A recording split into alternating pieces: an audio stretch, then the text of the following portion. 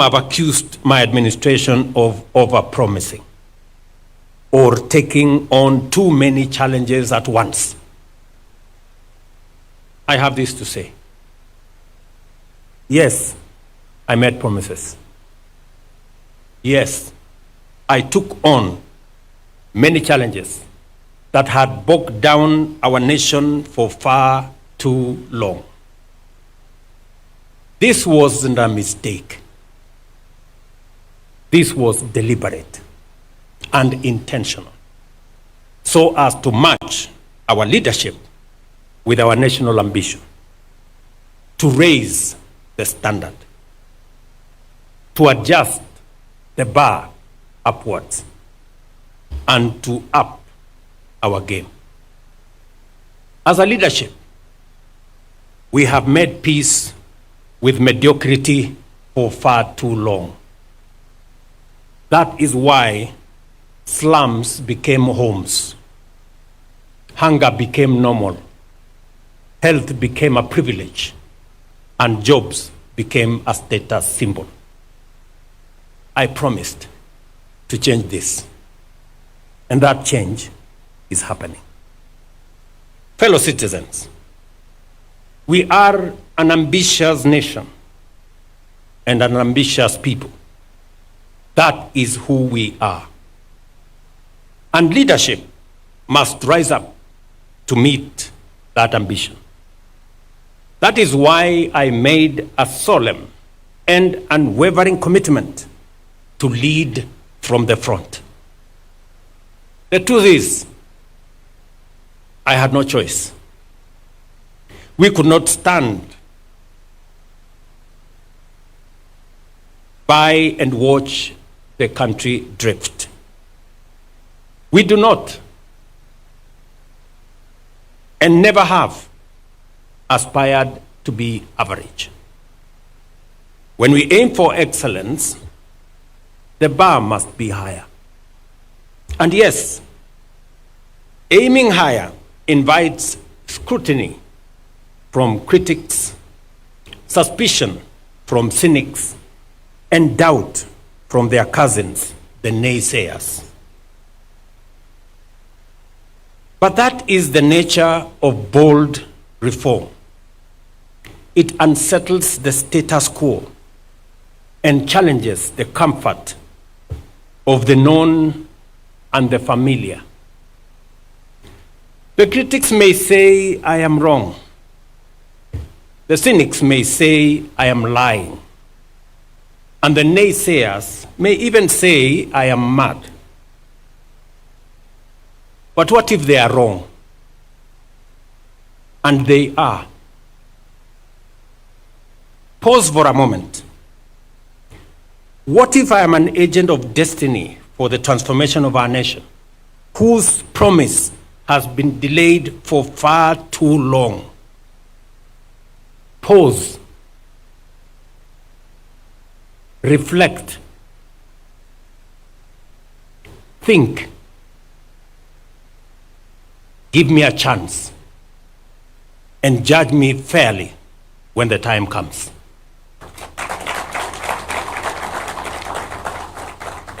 But we remain focused, purposeful, and committed to delivering what Kenya truly deserves. This is neither a gamble nor an experiment.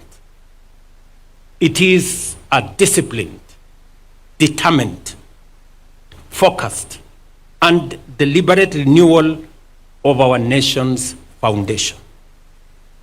Even the most hardened, die-in-the-wool doubting Thomases will soon see a country reborn, a Kenya that dared to dream big, push harder, and break free from the chains of mediocrity.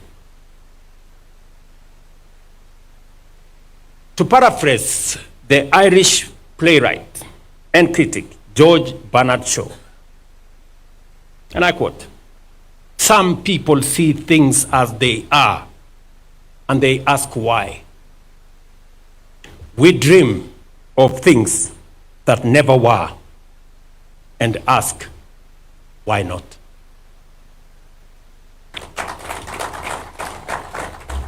Please join me and the millions of patriots who believe in a higher standard for our beloved nation. And let us march forward boldly, unbowed, and first march into the future. This is my statement. But allow me to say two more things so that I can conclude.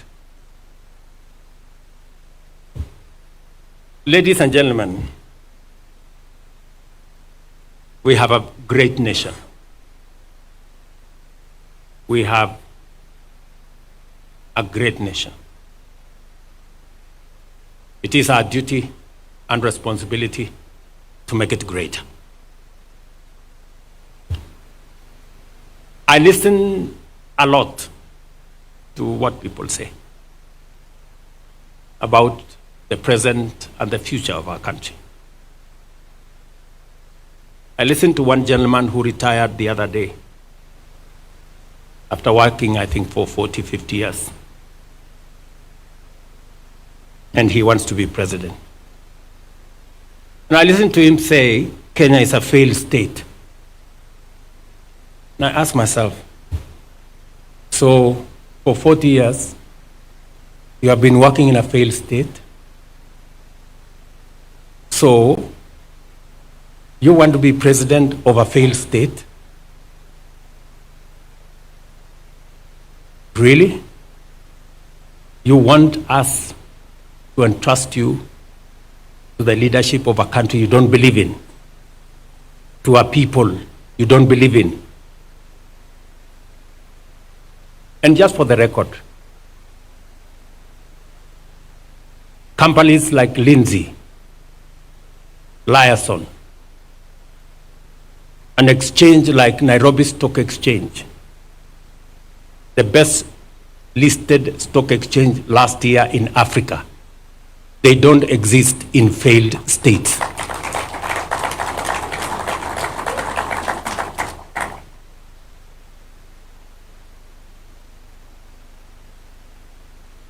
I listened to another group of friends and Kenyans, brothers and sisters, who say Ruto must go. And for sure, just like those who were there before me, my time will come and I will go. Just like those who were there before me did. But respectfully, sirs, madams, let me ask you.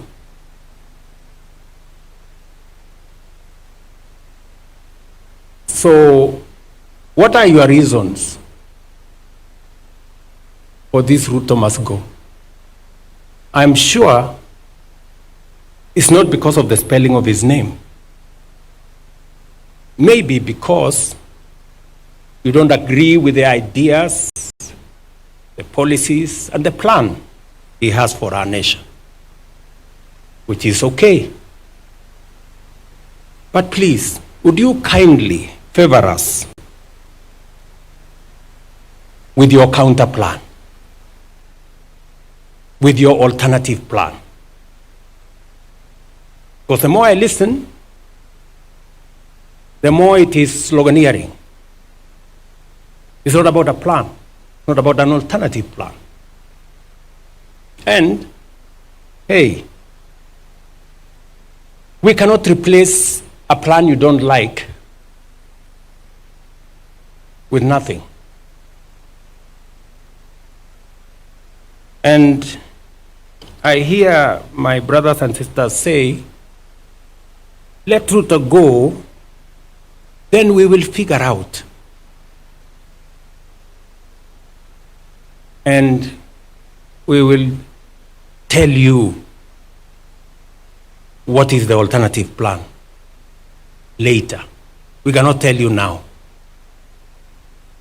To me, that sounds like the wash conmanship.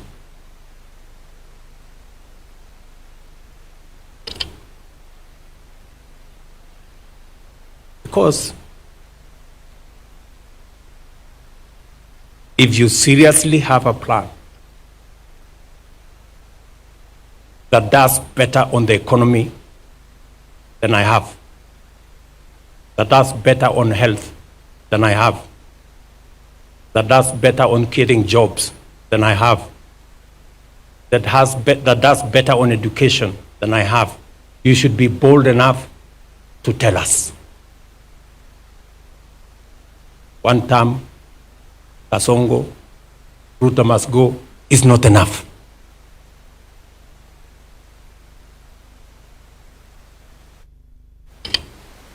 And we are going to have a candid conversation. Nobody is going to corner us. Sorry, guys. You have to come up with a better plan. Slongaliering is not enough. The more I listen to them, the more they tell us, oh, let's go back to NHIF. Oh, let's go back to the old model, the NHIF that never worked. Let's go back to the old funding model that crippled our university education. Oh, let's abolish housing. Let's do away with SHA. And to me, they sound like people who are accustomed to the status quo, the usual, the familiar, the no change. Ladies and gentlemen, we have a great nation. It is our duty to make it greater. Thank you very much. God bless you, and I thank you.